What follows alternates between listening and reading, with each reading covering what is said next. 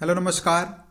स्वागत है आप सभी का YouTube चैनल गाथा विद सुनील पर। इस वीडियो में हम चर्चा करेंगे कि अगर रावण और अर्जुन के बीच में युद्ध होता तो उस स्थिति में कौन विजयी होता और क्यों।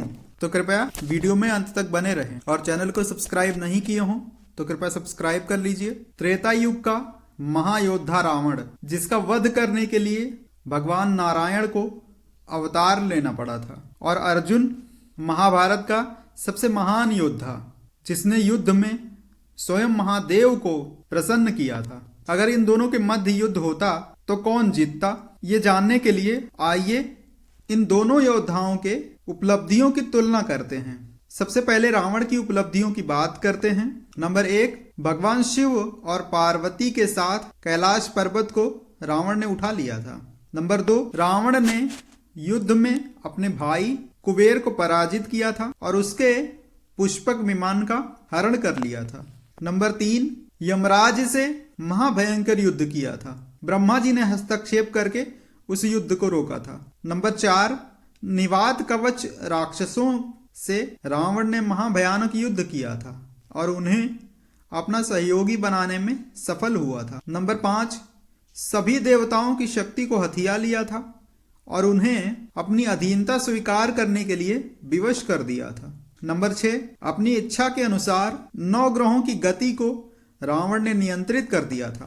तो ये थी रावण की कुछ महत्वपूर्ण उपलब्धि। अब आइए अर्जुन की उपलब्धियों पर नजर डालते हैं। नंबर 1, युधिष्ठिर के राजसूय यज्ञ के लिए अर्जुन ने संपूर्ण उत्तरी दिशा को जीत लिया था। नंबर 2, स्वयं भगवान शिव से युद्ध किया था और अर्जुन ने उन्हें प्रसन्न किया था। नंबर 3, खांडव प्रस्थ में इंद्र, आदित्य, साध्य और मरुतों सहित अनेक देवताओं को पराजित किया था। नंबर 4, अजेय निवात कवच और कालकेय राक्षस, जो देवताओं के लिए भी अजेय थे और जिनको रावण भी नहीं जीत पाया था, अर्जुन ने उनको परास्त कर मार डाला था। नंबर 5, भीष्म, कर्ण, द्रोण और अश्वत्थामा जैसे अपने समय के सभी प्रमुख योद्धाओं को अर्जुन ने युद्ध में परास्त किया। नंबर 6, कुरुक्षेत्र के युद्ध में पांडवों की ओर से सबसे प्रभावी योद्धा होने का जो श्रेय है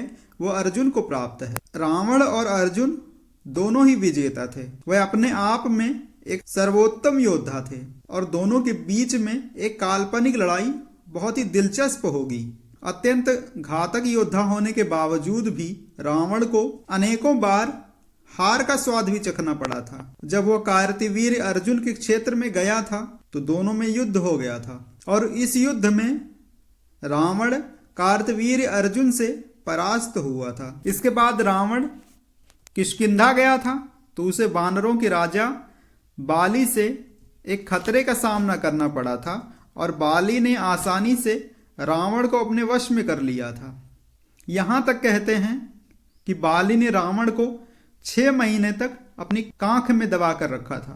फिर ब्रह्मा जी के आदेश पर बाली ने उसे रिहा किया था। एक तथ्य यह भी है कि रावण ने मृत्यु के देवता यमराज से युद्ध किया था। लड़ाई के दौरान यमराज ने उसे मारने के लिए अपना कलादंड उठाया था। ब्रह्मा जी ने जब ये देखा उनके द्वारा रावण को दिया गया वरदान झूठा हो जाएगा तो उन्होंने इस लड़ाई में हस्तक्षेप किया था। ब्रह्मा जी ने यमराज से रावण को न मारने का आग्रह किया था क्योंकि उसकी मृत्यु का समय अभी नहीं आया था। इसके बाद रावण ने देवताओं को जीतने के लिए स्वर्ग पर आक्रमण किया था। इस युद्ध में उसने देवताओं के सामने एक गंभीर चुनौती पेश की थी। यह देखकर कि रावण पराजित होने के कगार पर है, उसके पुत्र मेघनाद ने इंद्र पर आक्रमण कर दिया था। इंद्र और मेघनाद के बीच में भयानक युद्ध हुआ था और लड़ाई में मेघनाद ने इंद्र को हरा दिया था और उन्हें बंदी बना लिया था। इस प्रकार इस युद्ध में अपने पुत्र की सहायता से रावण तीनों लोकों पर आधिपत्य स्थापित करने में सफल रहा था। अर्जुन सर्वोत्तम क्षमता के योद्धा थे। वे नर के अवतार थे। जैसा कि स्वयं भगवान शिव ने कहा है कि नर और नारायण पूरी सृष्टि को धारण करने के लिए जिम्मेदार हैं। भगवान शिव ने भी यह स्वीकार किया था कि अर्जुन दिव्य ऊर्जा के स्वामी हैं। जिस योद्धा ने युद्ध में स्वयं भगवान शिव को संतुष्ट किया हो वो साधारण योद्धा हो ही नहीं सकता। अर्जुन के पास लगभग सभी दिव्य हथियार उपलब्ध थे। अर्जुन को भगवान श्री कृष्ण के द्वारा तीनों लोकों में सबसे महान धनुर्धर के रूप में कई बार सम्मानित किया गया है। आइए अब रावण और अर्जुन के युद्ध के दृश्य पर आते हैं। रावण भले ही एक शक्तिशाली राक्षस है जिसने देवताओं को भी परास्त किया है, इसलिए उसे युद्ध में हराने के लिए असाधारण कौशल से भी अधिक की आवश्यकता होगी। जब भी अजय राक्षसों से युद्ध की बात आई है तो अर्जुन के पास अनुभव था और वे सफल रहे हैं। अर्जुन ने उन निवात कवच राक्षसों को भी पराजित किया था जिन्हें रावण भी नहीं हरा पाया था। महाभारत में यह भी कहा गया है कि अर्जुन से पहले किसी ने भी कालकेय राक्षसों का दमन नहीं किया था। रावण कुबेर से छीने गए हवाई वाहन पुष्पक विमान का स्वामी है, जबकि अर्जुन के पास अग्निदेव के द्वारा दिए गए एक दिव्य रथ का स्वामी है। अतः रावण के पास उड़ने वाले वाहन होने के कारण अर्जुन पर इसका लाभ प्राप्त होगा, क्योंकि युद्ध के दौरान रावण बहुत ऊंचाई तक उड़ सकता है। हालांकि यह भी बात है कि अर्जुन का रथ भी अविनाशी है, अर्थात वो नष्ट नहीं हो सकता। अतः रावण द्वारा ऊंचाई से इस्तेमाल किए जाने वाले किसी भी हथियार से अर्जुन के रथ को कोई नुकसान नहीं होगा।